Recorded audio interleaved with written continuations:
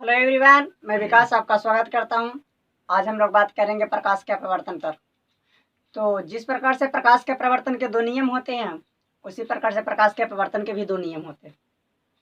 आइए स्टार्ट करते हैं। वो कौन कौन से नियम है। पहला नियम है कि आपतित किरण, अपवर्तित किरण और अपतन बिंदु पर डाला गया अभिलंब तीनों एक ही तल में होते हैं।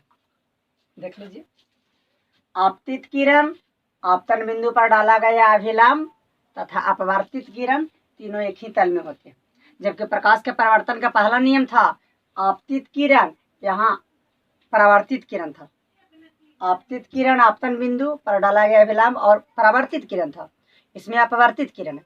सेम है, सिर्फ यहाँ अपवर्तित किरण हो गया और जबकि वहाँ परावर्तित किरण था। तो पहला नियम है प्रकाश के अपवर्तन के कि आपतित किरण, आपतन बिंदु पर डाला गया अभिलंब तथा अपवर्तित किरण तीनों एक ही तल में होते हैं। दूसरा नियम है कि प्रकाश के किसी विशेष वर्ण के लिए आपतन कोण की ज्या और अपवर्तन कोण की ज्या का अनुपात एक नियतांक होता है। इस नियम को स्नेल का नियम भी कहा जाता है। देख लीजिए, किन्हीं दो माध्यमों और प्रकाश के किसी विशेष वर्ण के लिए, वर्ण माने रंग, आपतन कोण की ज्या और अपवर्तन कोण की ज्या का अनुपात एक नियतांक होता है। ज्या को इंग्लिश में साइन बोला जाता है। तो आपतन कोण की ज्या और अपवर्तन कोण की ज्या का जो अनुपात होता है एक नियतांक होता है, इसे हम स्नेल का नियम कहते हैं। अर्थात यदि आपतन कोण आई हो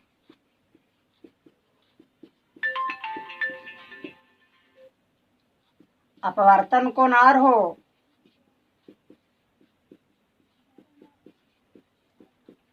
तो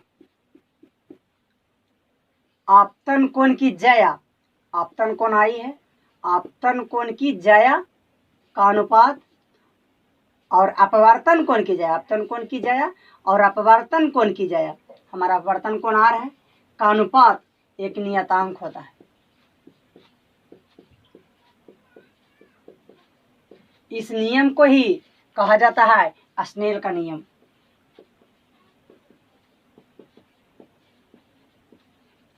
स्नेल का नियम क्या होता है? साइन आई बटा साइन आर बराबर एक नियतांक, इसे कहा जाता है स्नेल का नियम। साइन आई मतलब आपतन कोण की ज्या, साइन आर मतलब अपवर्तन कोण की ज्या का अनुपात एक नियतांक होता है, एक कांस्टेंट होता है, इसे ही हम कहते हैं स्नेल का नियम। और ये जो नियतांक होता है वो आपको कितना के बराबर होता है? देखिए इसे मैथमेटिकली, यदि मान लेते हैं कि ये माध्यम 1 है और ये माध्यम 2 है और ये आपको आपतित किरण है और इस पर डाला गया आपको अभिलंब है और ये आपको अपवर्तित किरण है और ये कोण आपको आपतन कोण आई और अपवर्तन कोण अगर आपको आर हो तो, और इसमें ये जो माध्यम 1 है, इस माध्यम का यदि अपेक्षिक अपवर्तनांक n1 और इस माध्यम का अपेक्षिक अपवर्तनांक n2 हो तो ए नियतांक आपको साइन आई बटा साइन आर अर्थात आपतन कोण की ज्या और अपवर्तन कोण की ज्या का अनुपात n2 के बराबर हो जाता है।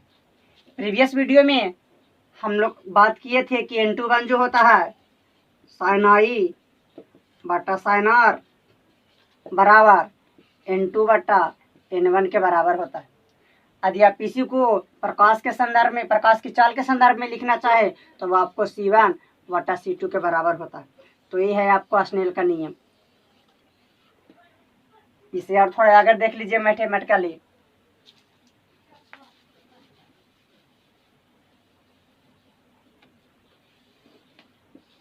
यदि हम इसे क्रॉसिंग रूल गुना कर दें तो n1 इंटू साइन आई बराबर n2 इंटू साइन आर। इस फॉर्म को, इस रूप को स्नेल का नियम को सममित रूप कहा जाता है।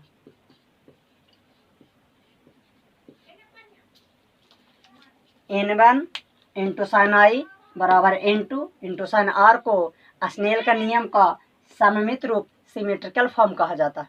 तो ये है आपका स्नेल का नियम। आइए दूसरा नियम को फिर से रिवाइंड कर लेते हैं। दूसरा नियम कहता है कि आपतन कोण की ज्या और अपवर्तन कोण की ज्या का अनुपात एक नियतांक होता है।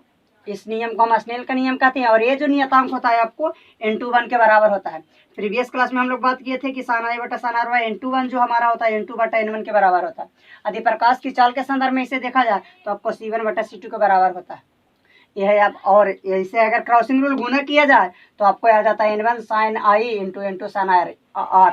तो इस नियम को, इस रूप को स्नेल का नियम का सममित रूप कहा जाता है। यदि आपने प्रीवियस लेक्चर को नहीं देखा है अपेक्षिक अपवर्तनांक को तो उसे जरूर देख लें। तो इसी के साथ आपको प्रकाश का वर्तन का नियम समाप्त होता है।